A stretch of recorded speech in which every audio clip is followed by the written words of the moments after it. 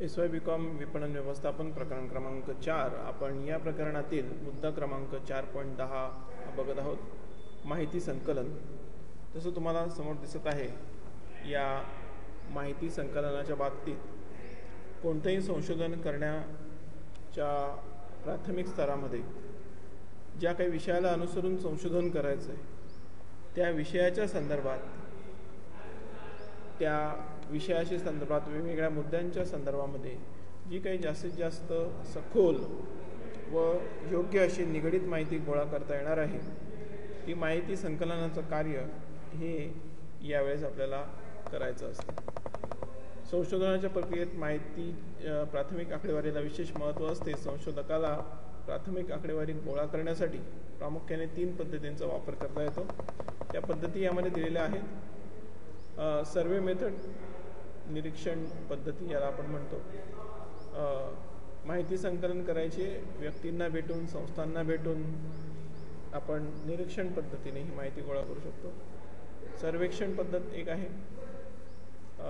इथे नावं चुकलेलं आहे. तर निरीक्षण पद्धतीला ऑब्झर्वेशन मेथड म्हटलं जातं आणि इथे निरीक्षण पद्धतीला इंग्रजीमध्ये ऑब्झर्वेशन मेथड म्हटलं जाईल आणि सर्वेक्षण पद्धतीला मात्र सर्वे मेथड म्हटलं जाईल, असं आहे.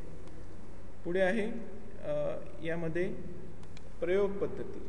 प्रयोग करायचे, एक्सपेरिमेंट करायचे आणि त्याच्या निरीक्षणांवर आधारित आपल्याला माहिती गोळा करता येणार आहे. आणि शेवटचा पर्याय असतो क्वेश्चनायर, प्रश्नावली तयार करायची. कोणाशी आपण व्यक्तीच्या भेटू शकत नसेल तर मग त्यांना आपली प्रश्नावली पाठवायची आणि मग त्यांच्याकडनं त्या प्रश्नांसाठीची उत्तरं मिळवायची आहेत. ही एक पद्धत आपल्याला माहिती गोळा करण्यासाठी वापरता येत असते. तर अशा या काही पद्धती आहेत. आता प्रत्येक पद्धतीचा आपण अभ्यास करूया. पहिली आहे त्यामध्ये निरीक्षण पद्धती. विपणन क्षेत्रात होणाऱ्या काही समस्या अथवा अडचणी कशा असतात यांचा अभ्यास यामध्ये केला जातो. प्राथमिक स्वरूपाची आकडेवारी गोळा करण्यासाठी इतर कोणताही मार्ग उपलब्ध होत नाही. त्यावेळेस आपल्याला स्वतः निरीक्षण करून, त्या नोंदी करून मग ती माहिती या पद्धतीने गोळा करायची असते. विपणनाच्या क्षेत्रामध्ये आपण जसं ग्राहकाचा अभ्यास करतो, मग ग्राहकाच्या मनाचा अभ्यास करतो, याला मानसशास्त्रीय अभ्यास असंही म्हटलं जातं. यावेळेस या निरीक्षण पद्धतीचा आपण वापर करत असतो की ग्राहकाची प्रतिक्रिया काय आहे, ग्राहकाचा निर्णय कसा होतोय, याचं निरीक्षण करून मग त्या नोंदी आपल्याला ठेवायच्या असतात. यामध्ये अर्थातच निरीक्षण करण्यासाठी जी व्यक्ती नेमणूक केलेली आहे त्याला आपण निरीक्षक असं म्हणतो. ज्यावेळेस आपल्याला त्या व्यक्तीला प्रश्न विचारून त्याची उत्तरं मिळवता येत नाही, त्यावेळेस हा निरीक्षक आपल्या निरीक्षणाद्वारे या नोंदी ठेवतो आणि तो ती नोंद करत असतो की व्यक्ती कोणत्या ठिकाणी जातोय, व्यक्ती कोणत्या गोष्टींची मागणी करतोय, ती यांची तो खरेदी करतोय की नाही, खरेदी करताना कोणते निकष वापरतोय, किंमत असेल, आकार असेल, रंग असेल किंवा एखाद्या पदार्थाची चव असेल. तर असे वेगवेगळे तांत्रिक निकष, मानसिक निकष हा लावतोय आणि त्यानंतर तो खरेदी करतोय. या सगळ्या गोष्टींची बारीक सारीक नोंद हा निरीक्षक करत असतो.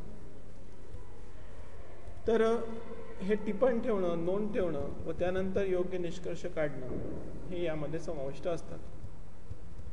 पण यामध्ये नेमकी काय प्रक्रिया असते, तर कोणत्याही व्यक्तीची मदत न घेता निरीक्षकाला या पद्धतीमार्फत बरीच उपयुक्त माहिती मिळवता येते. या पद्धतीचे यश प्रामुख्याने निरीक्षकाचे व्यक्तिगत प्रयत्न, त्याची कार्यक्षमता, कौशल्य यावर अवलंबून असते. निरीक्षक अतिशय हुशार असायला हवा, त्याची नोंद अतिशय अचूक हवी. सर्वेक्षण पद्धतीपेक्षा प्राथमिक आकडेवारी गोळा करायचा खर्च मात्र यामध्ये कमी येत असतो. या पद्धतीद्वारे ग्राहकाची प्रतिक्रिया आपल्याला जाणून घेता येत असते आणि ही माहिती खरं तर अतिशय योग्य असते, खरी असते. कारण समोर ग्राहक असतो, त्यांचा एक व्यक्ती त्यांच्या हालचालीबाबत, निर्णयाबाबत नोंद ठेवत असतो. या पद्धतीमध्ये निरीक्षक आपल्या अस्तित्वाबद्दल व उद्दिष्टांबद्दल इतरांना जाणीव न देताच निरनिराळ्या घटनांचे, व्यवहारांचे निरीक्षण करीत असल्यामुळे यात चुकीची माहिती मिळण्याची भीती राहत नाही. त्यामुळे या पद्धतीच्या सहाय्याने महत्त्वाचे निष्कर्ष काढता येत असतात. आता पुढची पद्धत बघूया, सर्वेक्षण पद्धत. माहिती गोळा करण्यासाठी वेगवेगळ्या ठिकाणी जायचं आहे, प्रश्न विचारायचे आहेत आणि त्या प्रश्नांची उत्तरं मिळवायची, याला सर्वेक्षण पद्धत असं म्हटलं जातं. प्राथमिक आकडेवारी संकलित करण्याची ही पहिली पद्धत आहे. विशिष्ट विपणन समस्यांच्या संदर्भात व्यापक व विस्तृत स्वरूपाची माहिती गोळा करण्यासाठी अलीकडे सर्वेक्षण पद्धतीचा मोठ्या प्रमाणावर वापर केला जातो. सर्वेक्षण करण्यासाठी प्रामुख्याने प्रश्नावलीचा उपयोग केला जातो. ज्या व्यक्तीकडून माहिती प्राप्त करण्याची असते अशा सर्व व्यक्तींकडे प्रश्नावली पाठवली जाते किंवा त्यांच्याशी स्वतः भेटून प्रश्न विचारले जातात. प्रश्नावलीत अनेक प्रश्न असतात. त्या सर्व प्रश्नांची उत्तरे संबंधित व्यक्तीने द्यावीत अशी अपेक्षा असते. नुसती प्रश्नावली पाठवली आणि तिची योग्य उत्तरं नाही मिळाली तर तो वेळ आणि पैसा वाया जाणार आहे. म्हणून सर्वेक्षण पद्धतीमध्ये कधीकधी ग्राहकाला स्वतः भेटून मग त्यांची उत्तरं मिळवली जातात. काही वेळेला प्रश्नकर्ता संबंधित व्यक्तीला प्रत्यक्षात भेटतो व त्याची मुलाखत घेऊन ही माहिती मिळवत असतो. संबंधित व्यक्तीकडून प्रश्नावलीची उत्तरे प्राप्त झाल्यानंतर सर्व तथ्ये व आकडेवारी एकत्रित केली जाते. त्यावर विविध प्रक्रिया केल्या जातात. म्हणजे सरासरी काढणे किंवा काही ठराविक व्यक्तींची माहिती वेगळ्या भागात संकलित करणे, अशा या सांख्यिकी प्रक्रिया केल्या जातात व नंतर योग्य निष्कर्ष काढले जातात. थोडक्यात सर्वेक्षण पद्धती ही प्राथमिक आकडेवारी गोळा करण्याची अत्यंत सोपी व सुलभ पद्धत आहे. परंतु ज्या व्यक्तींकडून माहिती प्राप्त करायची असते अशा व्यक्तींनीच जर चुकीची माहिती दिली किंवा सहकार्य दिले नाही तर मात्र ही पद्धत आपल्याला योग्य ते यश देत नाही. तिसरी पद्धत आहे प्रयोग पद्धत. पण आता सगळ्याच प्रश्नांसाठी प्रयोग करता येईल असं नाही. प्रयोगशाळेशी निगडीत जे काही आहेत त्या गोष्टींची उत्तरं आपल्याला प्रयोग पद्धतीत मिळत असतात.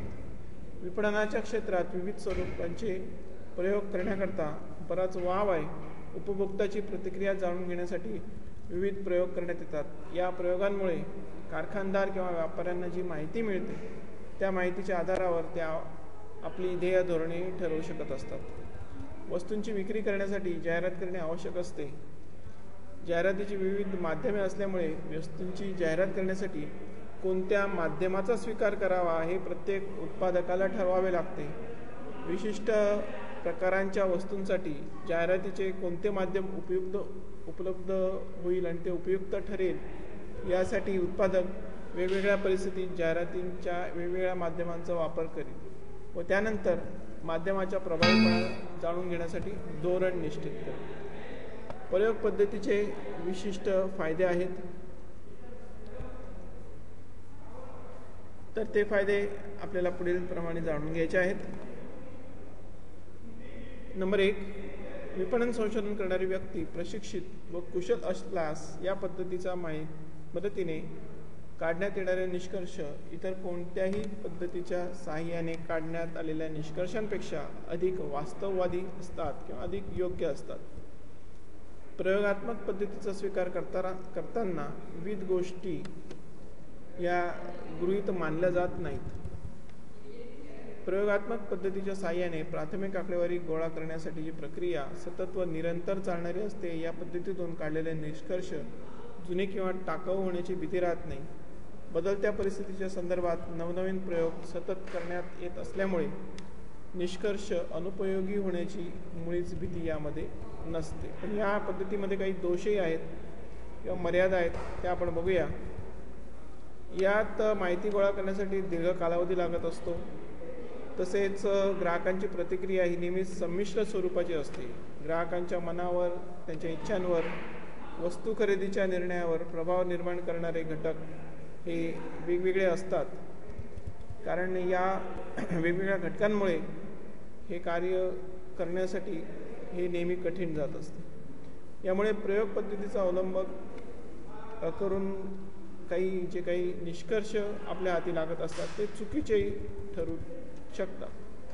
त्यामुळे आपल्या विपणन कार्यात प्रयोग पद्धतीचा अत्यंत कमी प्रमाणात वापर होत असतो. वर नमूद केलेल्या पद्धतीचा अवलंब विपणन संशोधनात प्राथमिक माहिती व आकडेवारी प्राप्त केल्यासाठी करता येते. आता चौथी पद्धत आहे प्रश्नावली तंत्र. विपणन संशोधकाला तथ्य संकलन 3 प्रकारे करता येते. व्यक्तींचे हावभाव, भावी वर्तन यावरून व्यक्तिमत्वासंबंधी काही सांगता येते, अंदाज बांधता येतो. हे कार्य निरीक्षणाद्वारे होत असते. व्यक्तीला काही प्रश्न विचारून माहिती मिळवता येते. यासाठी मुलाखत तंत्र